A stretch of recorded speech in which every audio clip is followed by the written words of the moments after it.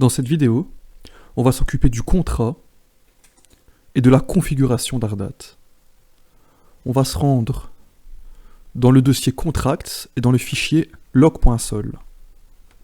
On va renommer ce fichier vote.sol. On va venir supprimer tout ce qui se trouve à l'intérieur du contrat. On va venir modifier le nom du contrat. On va l'appeler vote.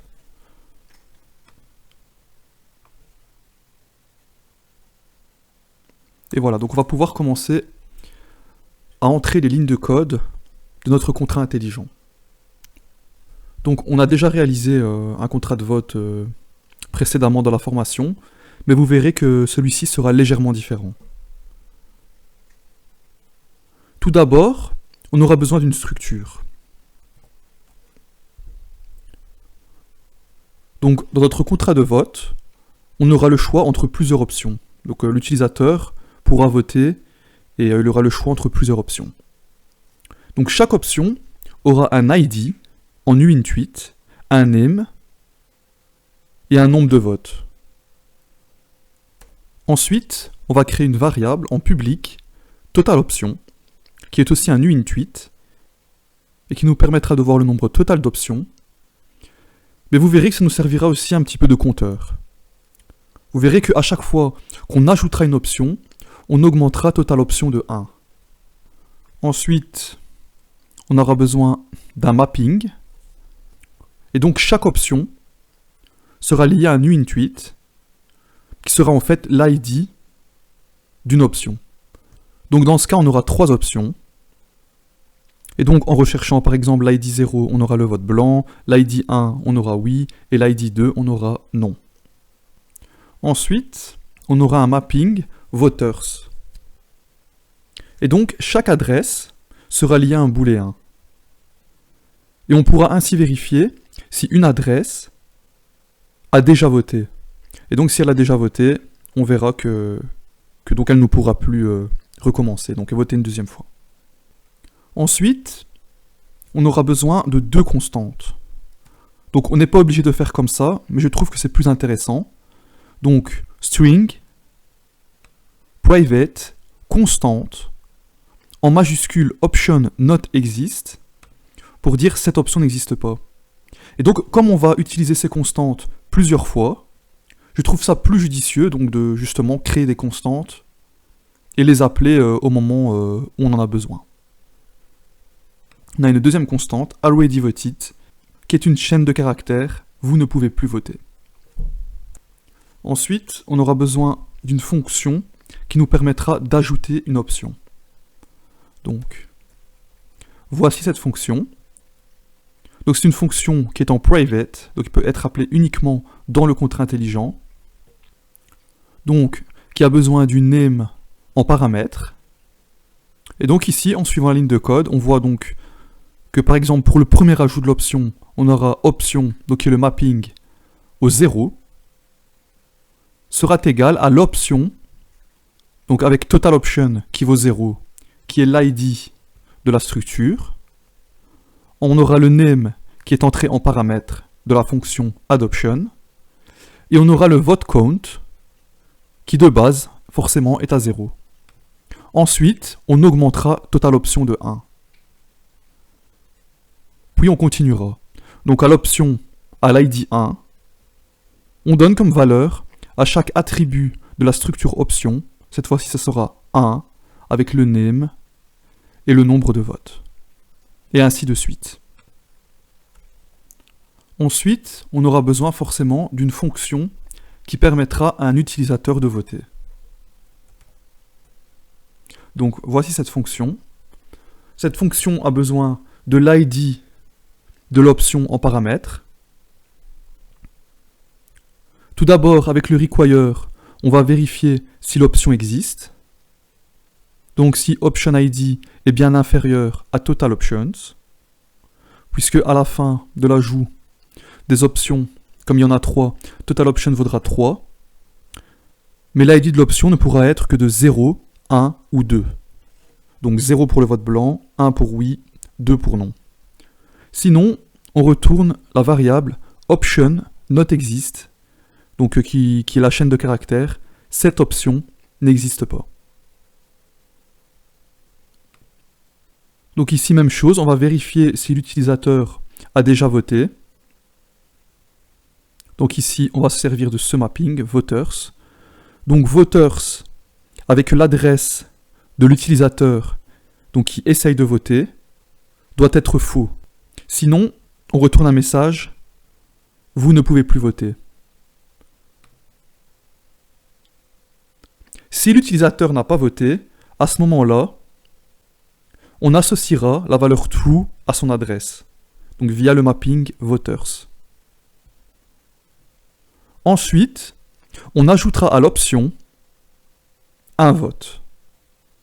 Donc vote count plus. Donc si l'option à ce moment-là a 0 vote, elle aura un vote.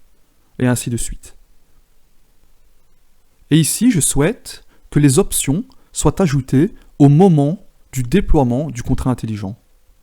Donc pour ça, je vais venir insérer un constructeur. Et donc on voit qu'on appelle 3 fois la fonction addOption. Donc c'est tout simplement pour ajouter 3 options. Et on entre le nom de l'option paramètre. Donc à l'ID 0, on a vote blanc. À l'ID 1, on a oui. Et à l'ID 2, on a non. Ensuite, j'aurai besoin d'une fonction qui va me retourner une option en particulier.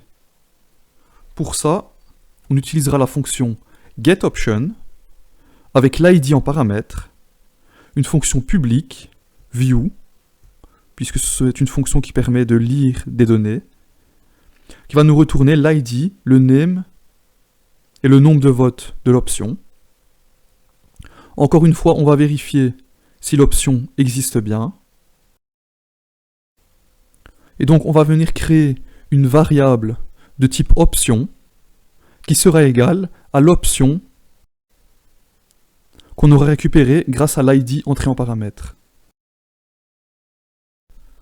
Et on va venir retourner l'ID de l'option, le name de l'option et le nombre de votes de l'option. Ensuite, pour terminer, on aura besoin d'une fonction qui va nous retourner toutes les options. Donc quand on sera dans la page d'accueil, on aura besoin de voir toutes les options disponibles. Donc pour choisir pour laquelle on souhaite voter.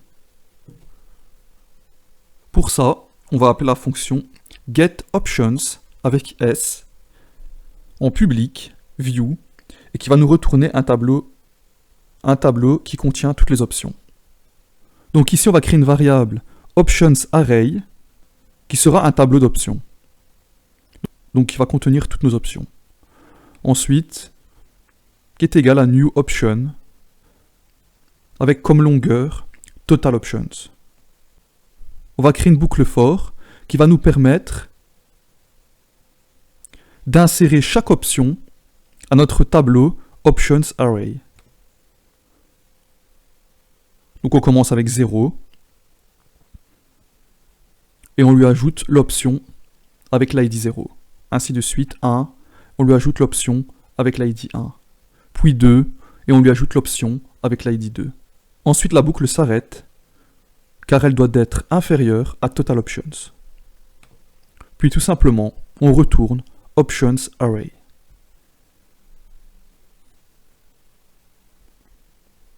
Donc voilà à quoi va ressembler notre contrat intelligent.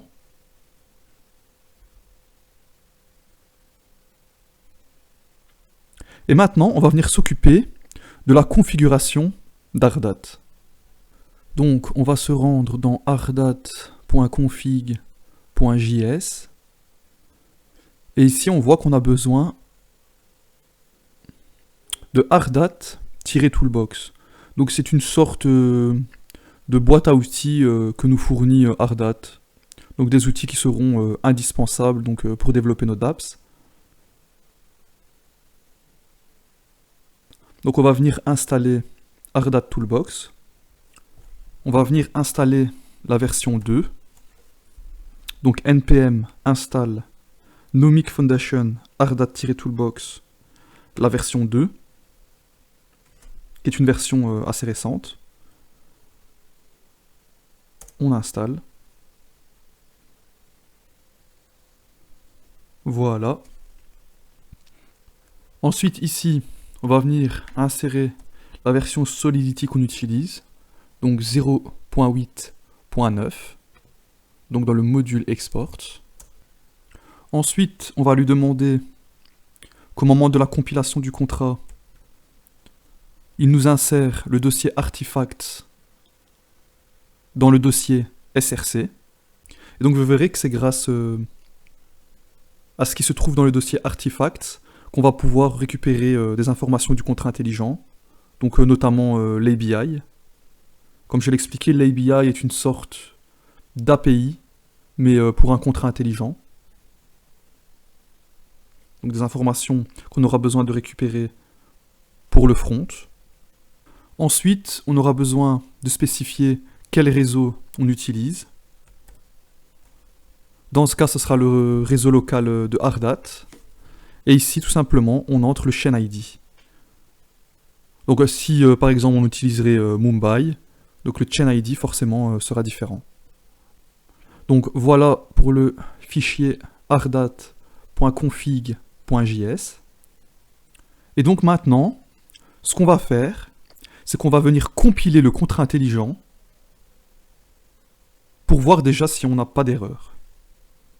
Donc, on entre la commande npx ardat compile, enter, et ok, c'est parfait. Le contrat a bien été compilé. Donc dans la vidéo suivante, on va s'occuper des tests.